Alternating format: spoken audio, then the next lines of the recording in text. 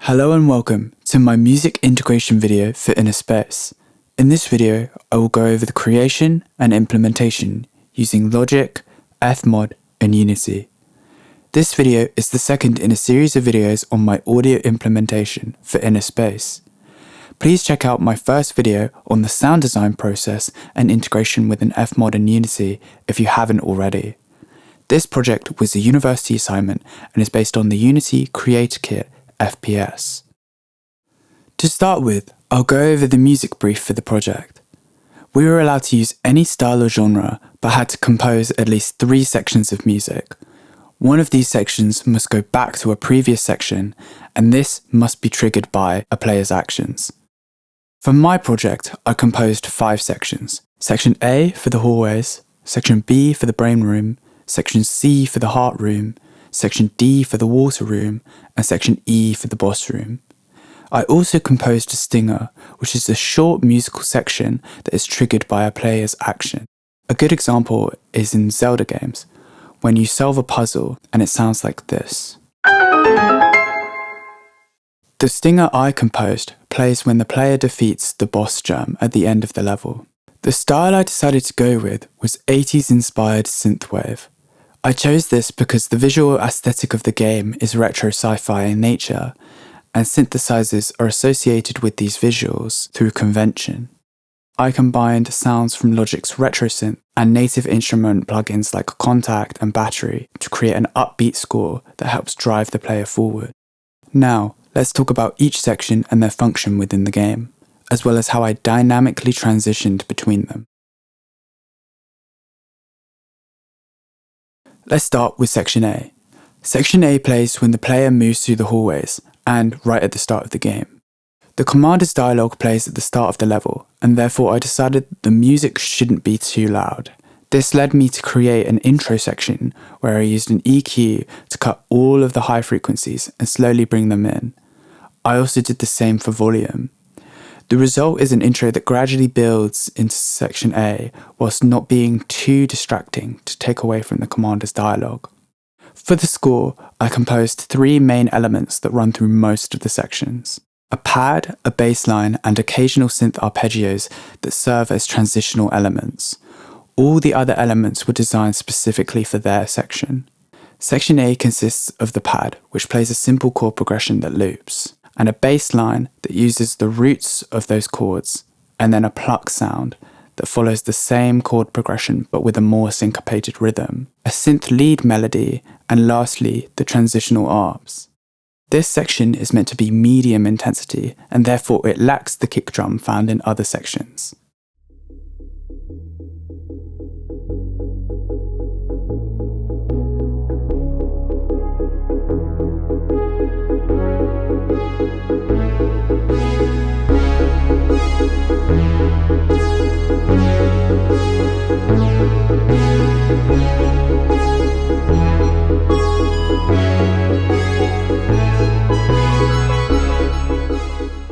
One really important factor in video game scores is variation. Due to the indefinite playtime, a set score wouldn't work because it might take one player 2 minutes to complete the level, and another might take an hour. Therefore, the music must be able to loop, in theory, forever. In reality though, a player would get extremely bored if they heard the same loop over and over again. Therefore, most middleware like FMOD comes with probability and conditional parameters. These parameters, like chance, allow you to create sections that might play 30% of the time, and therefore won't play every single time the section loops. I used this on my synth melody by placing 2 melody lines in a multi-instrument and adding a silent section. When the loop starts again, there's a 33% chance that the first melody will play, or the second melody will play, or the melody won't play at all. Another way to add variation is by using the probability parameter in the conditions section. For example, I have placed arps in specific sections within the loop in order to match the current chord, but it would be too much to have them all play every time the loop plays. Therefore, I reduced the probability of some of them to 35 or 75% so that they don't always play. In order for the section to loop seamlessly, I exported the elements, known as stems, as dry audio files.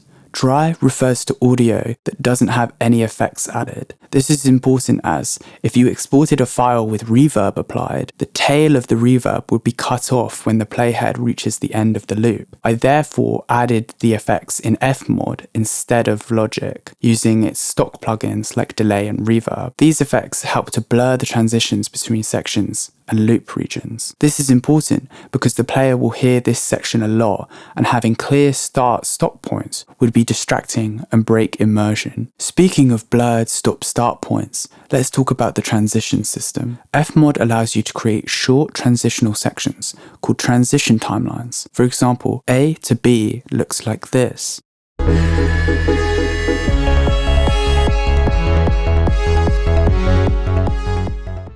As you can see, the source is coloured turquoise and the destination is orange. The source represents the current section and the destination is the section being transitioned into. Inside this transitional space, you can place elements such as risers or stingers to create what is called a dovetail. This is where the end of a source section decays over the rise of a destination, creating a more musical transition than a straight cut like skipping through music tracks on a CD.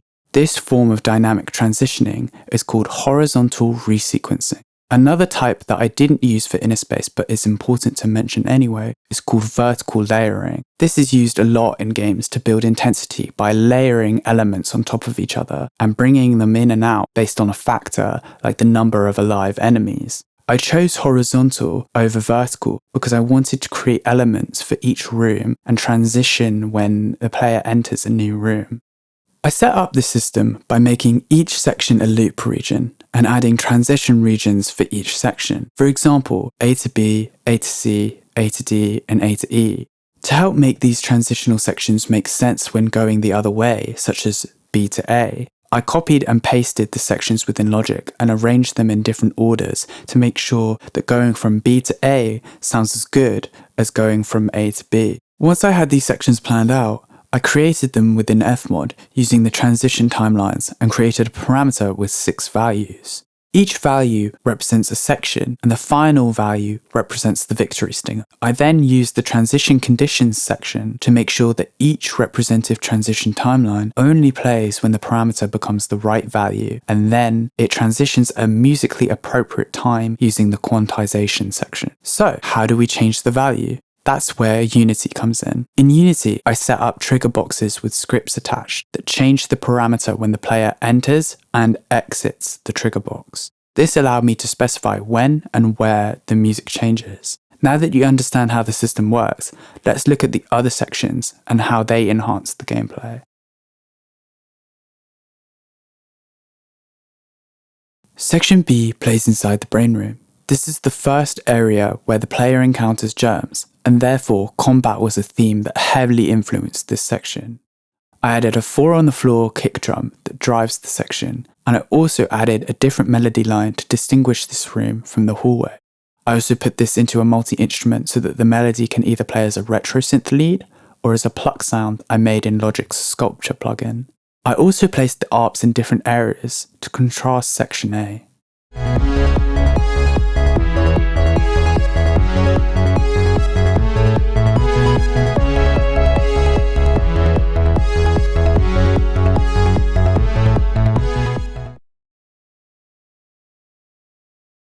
Section C plays inside the heart room. You may notice that this section has been stripped back. I did this to highlight the sound design. In particular, I found that having a kick drum and the heartbeat would clash, and therefore I decided to remove the kick. I also changed the bass line to have more drawn out notes. This also leaves space for the player to focus on the ambience rather than the music. To keep consistency with the other sections, I kept the ARPs but made them less common and placed them in a different position.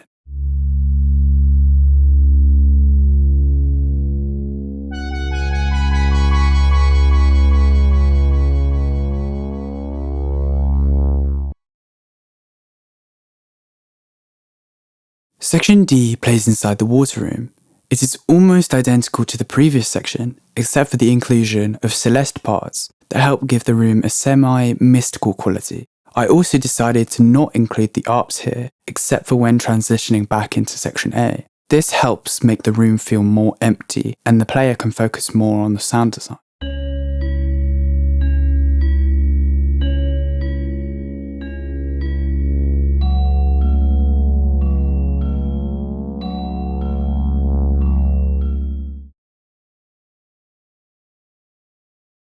Section E, or the boss music, plays inside the boss room at the end of the level, and therefore is the highest intensity. The kick drum returns alongside all of the main elements from the brain room, but with faster subdivisions, like the bass line. In addition, I used an electric guitar to layer with the kick and bass, and a lead guitar with slight distortion on it to serve as a melody. This follows on nicely to the victory stinger, as many elements carry over.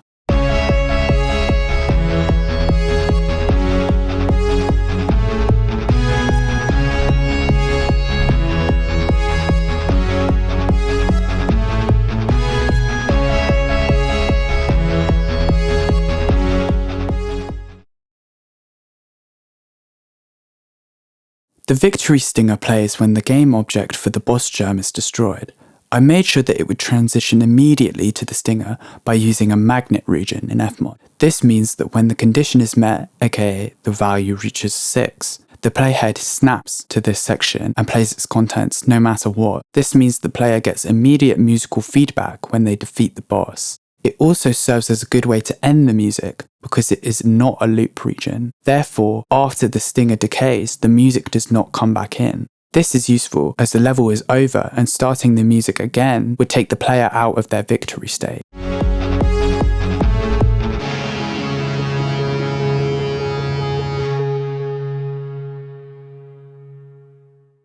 Thank you for watching my music integration video for InnerSpace. If you have any questions or want to discuss dynamic scoring for your projects, please contact me via my website, duncanhigginsaudio.com.